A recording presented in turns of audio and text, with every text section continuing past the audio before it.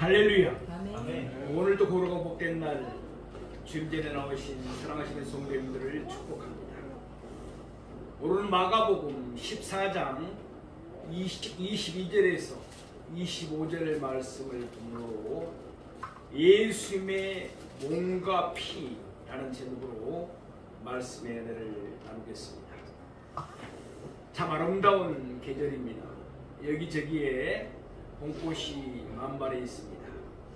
하나님의 크신 축복이 사랑하시는 성도님들 가정마다 함께하기를 기원합니다. 우리가 살다가 보면은 때로는 고통스럽고 어려움을 당할 때가 있습니다.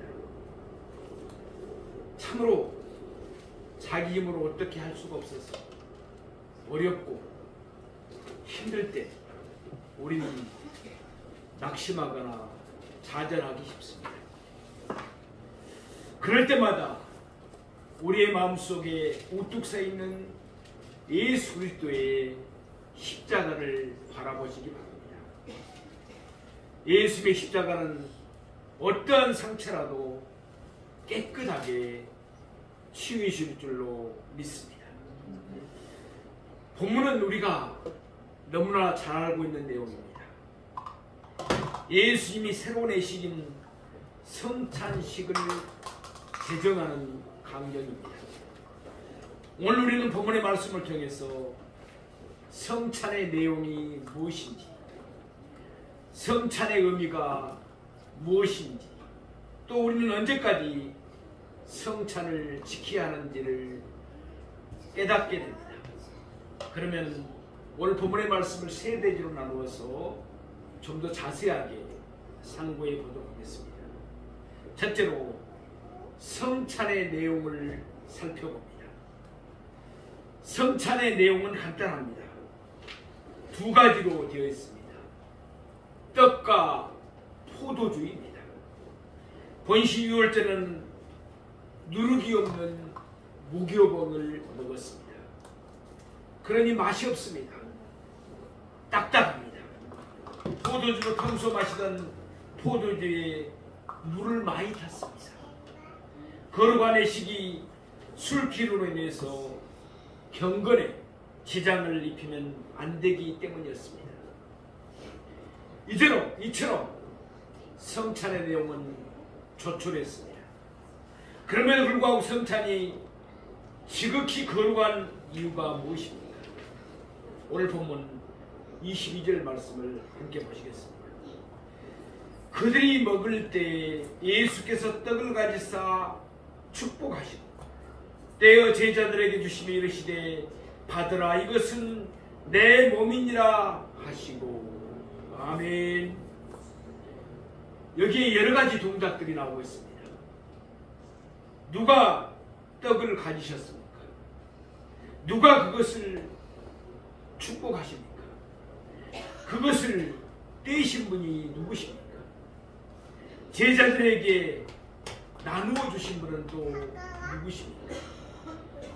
받으라고 말씀하신 분은 누구입니까?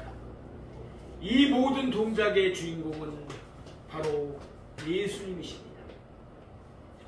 23절도 마찬가지입니다. 함께 보시겠습니다. 또 잔을 가지사 감사 기도하시고 그들에게 주시니 다 이를 마시네. 아멘. 잔을 가지신 분도 예수님이십니다. 그것을 감사 기도하신 분도 예수님이시고 제자들에게 주신 분도 역시 예수님이십니다. 성찬을 제정하신 분은 예수님이십니다. 성찬을 집례하시는 분도 예수님이십니다. 성찬식마다 우리는 떡을 받고 또 잔을 받을 때 예수님의 손을 볼 수 있어야 합니다. 예수님의 피 흘리신 손, 나를 위해 십자가에서 못 박히시고 찢기신 손을 바라볼 수 있는 우리가 되기를 원합니다. 소련의 우주비행사 유루 가가린 이야기입니다. 1961년 그는 인류 최초로 우주선을 약 1시간 30분에 걸쳐서 지구를 한 바퀴 돌고 지구에 다시 무사히 귀환했습니다. 그것 때문에 그는 세계적으로 유명한 사람이 되었습니다. 하루는 소련에 있는 어느 초등학교에서 그를 초대했습니다. 그는 어린아이들에게 이렇게 말했습니다. 나는 이번에 지구 밖을 돌고서 돌아왔다. 나는 아름다운 지구를 내려다보면서 나를 우주 비행사로 삼아준 나의 조국에 감사했습니다. 나는 우주선을 타고 지구를 돌면서 고개를 들어 하늘을 바라보았습니다. 나는 기독교에 주장하는 신과 구름 타고 올라갔다는 예수와 천국이 어디에 있는지 찾아보지 못했습니다. 그러나 아무리 찾아보아도 하늘에 그런 것들은 보이지 않았습니다. 우주선 위에는 해와 달과 별들만 반짝이고 있었습니다. 그리고 우주선 밑에는 아름다운 지구만 보일 뿐이었습니다. 이것으로서 기독교의 모든 주장들은 거짓으로 입증되었습니다. 공산주의 사상에 물든 모든 학생들과 선생들은 그에게 뜨거운 박수를 보냈습니다. 그런데 박수 소리가 멈춰질 즈음 한 아이가 용감하게 손을 들었습니다. 그리고 이렇게 말했습니다. 가가린 동무가 찾지 못했던 하나님과 예수님 그리고 천국은 그때 내 마음속에 자리 잡고 있었습니다. 그리고 동무가 그것들을 찾지 못하는 것입니다. 나는 지금도 매일 예수님을 만나고 있습니다. 아멘. 그로부터 7년이 흘렀습니다. 1968년 유리 가가린은 비행기를 타고서 평소와 같이 일상적인 비행 훈련을 하고 있었습니다. 그런데 갑자기 그가 탄 비행기가 추락해버렸습니다. 그 사고로 그는 34세의 젊은 나이에 목숨을 잃고 말았습니다. 그는 신이 없다고 오만한 소리를 했다가 하나님의 심판을 받고 만 것입니다. 하나님을 믿지 않은 어떤 대학생이 있었습니다. 그는 수업을 쉬는 시간에 칠판의 백목으로 이렇게 크게 썼습니다. God is no hero. 신은 아무데도 없다. 그렇게 썼습니다. 그것을 보고 하나님 믿는 어떤 다른 대학생이 조용히 칠판 앞으로 걸어갔습니다. 그리고 마지막 단어를 이렇게 고쳤었습니다. God is now here. 하나님은 지금 여기에 계신다. 아멘. 사랑하시는 성도 여러분, 어떤 마음으로 우리가 성찬식에 임해야 되겠습니까? 예수님은 지금도 우리와 함께 계십니다. 임마누엘의 예수님이십니다. 우리에게 떡을 떼어주시는 분도 예수님이시오, 우리에게 잔을 나누어 주신 분도 역시 예수님이십니다. 우리는 성찬식을 통해서 우리를 향하신 예수님의 손, 피 흘리신 손, 나를 위해서 십자가에 못 박히신 손을 바라볼 수 있어야 합니다. 우리가 떨리는 심정으로, 경건한 심정으로 떡과 잔을 받을 때 하나님의 은혜가 더욱더 크게 우리에게 임하게 되는 것입니다. 두 번째로 성찬의 의미를 살펴봅니다. 성찬의 내용은 간단합니다. 떡과 포도주입니다. 그러나 예수님은 여기에 엄청난 새로운 의미를 부여하셨습니다. 떡이 우리에게 주는 의미가 무엇인지 22절 끝부분 말씀을 다시 보시겠습니다.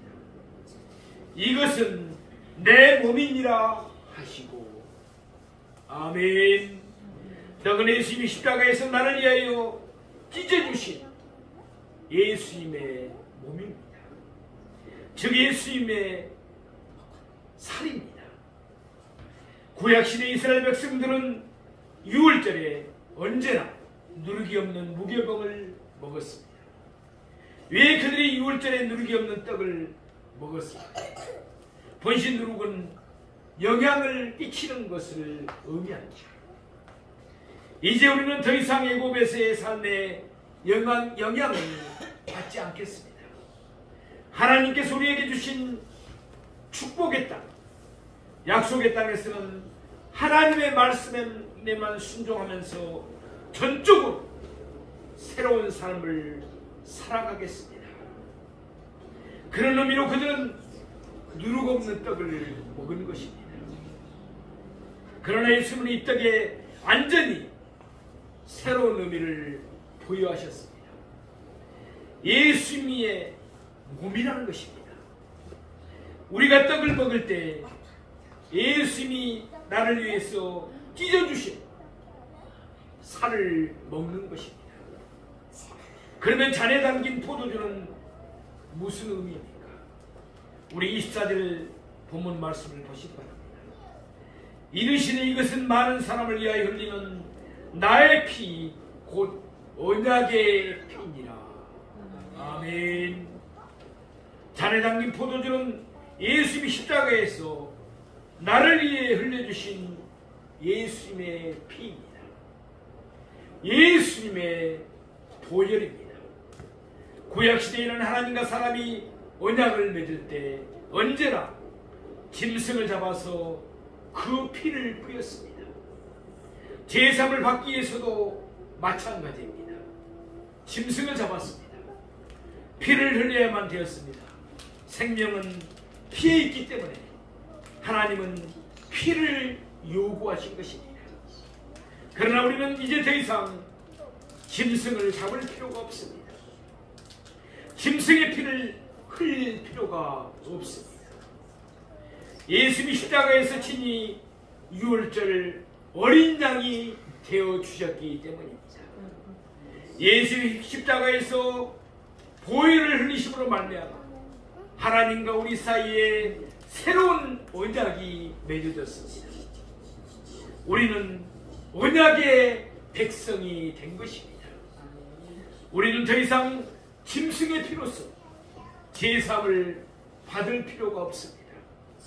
예수님이 십자가에서 뜨거운 피를 흘려주심으로써 우리의 모든 죄가 한꺼번에 사함을 받게 된 것입니다. 히브리서 9장 22절 말씀입니다. 피 흘림이 없은즉 사함이 없느니라. 아멘. 예수님은 우리를 위하여 죽으셨습니다. 그러나 단순히 죽으실 수가 없으셨습니다. 반드시 피를 흘리면서 죽으셔야 했습니다. 그래야 우리의 죄를 사해 주시기 때문입니다. 예수님은 머리에 가시면류관을 쓰였습니다. 피를 흘리셔야 했기 때문입니다. 손과 발에 굵은 못이 박혔습니다. 피를 흘리셔야 했기 때문입니다.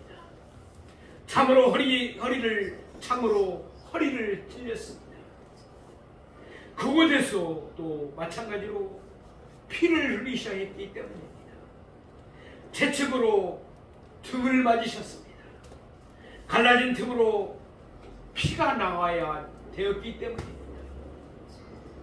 예수님이 십자가에서 온통 피투성이가 되었습니다. 피를 흘리셔야 되었기 때문입니다. 그래서 예수님은 우리의 몸과 마음을 흠뻑 적수여 주신 것입니다. 우리가 마시는 잔에 있는 포도주는 바로 예수님이 흘리신 보혈의 피입니다. 조셉 스크리븐이라는 청년이 있었습니다. 그는 대단히 난폭했습니다. 그는 누구를 보든지 시비를 걸었습니다.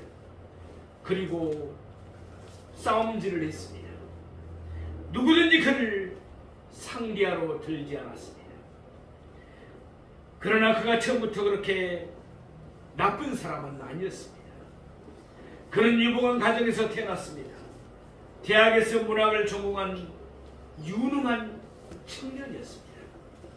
그런데 결혼식 전날 매우 사랑했던 그의 약혼 여자가 호수에서 수영을 하다가 그만 물에 빠져 죽고 말았습니다.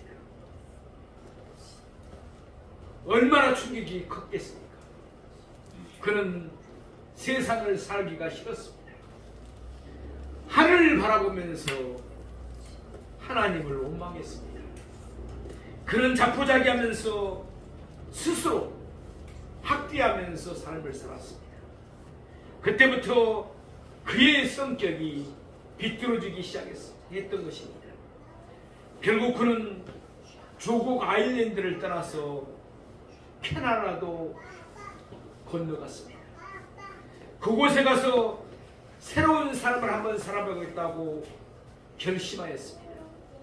그러나 그는 그곳에서도 정착할 수가 없었습니다. 계속해서 방황했습니다. 살기가 싫었습니다. 그는 어느 날 교회를 찾아갔습니다. 십자가 밑에 무릎을 꿇고 괴로운 마음을 부여잡고 하나님께 울면서 원망했습니다. 오 하나님, 왜 나의 사랑하는 약혼녀를 그냥 데리고 가버렸습니까?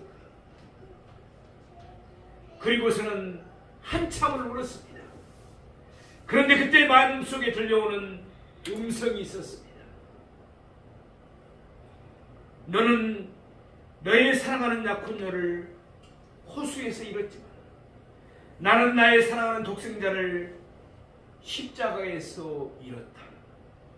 나는 내 사랑하는 아들 예수를 십자가에 못 박고 피 흘리고 죽게 만들었다.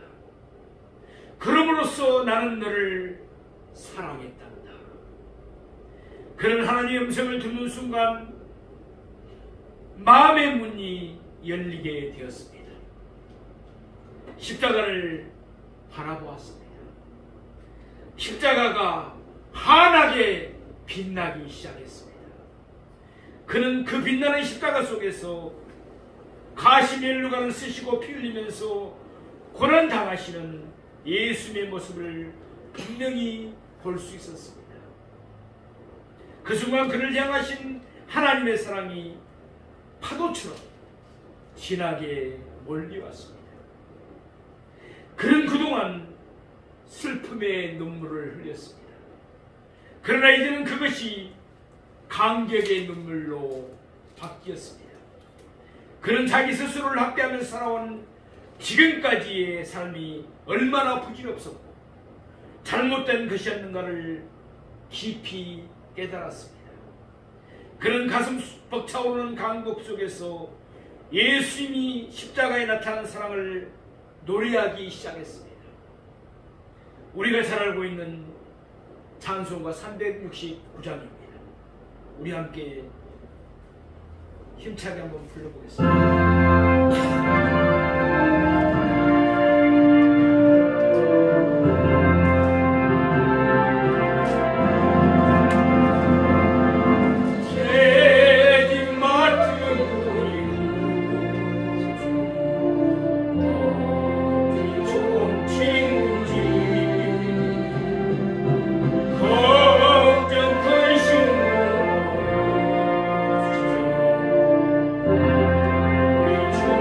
주께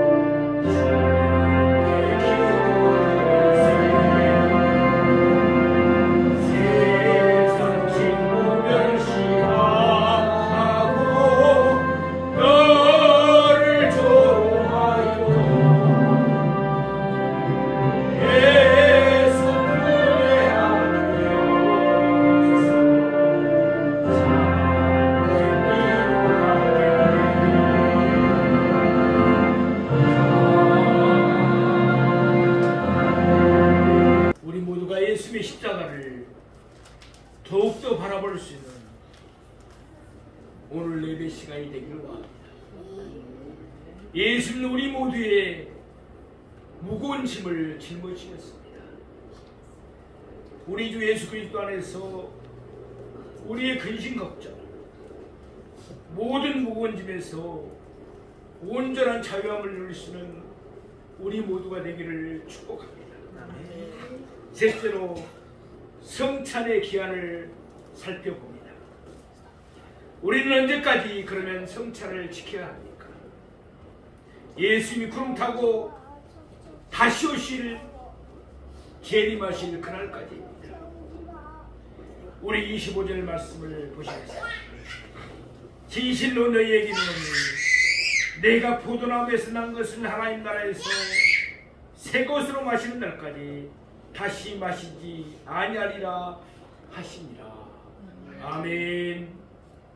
이 말씀을 통해서 예수님은 구약의 유월절의 시기 종료된 것을 선언하셨습니다. 예수님은 포도나무에서 난 것, 곧 포도주를 다시는 마시지 아니하리라고 말씀하셨습니다.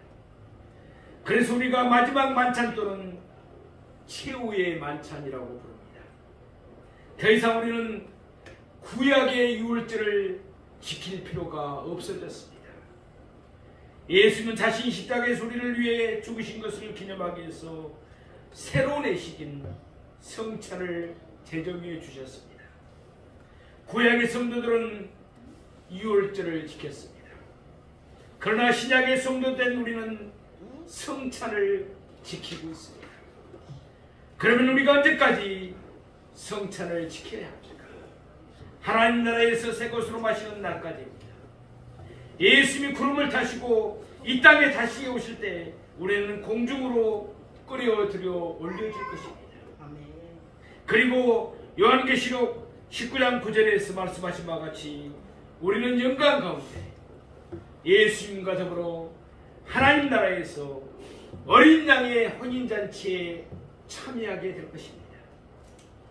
시간적으로 말하면 구약의 성도들은 유월절을 지켰습니다.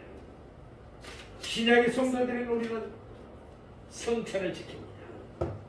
예수님이 다시 오시면 어떻게 됩니까?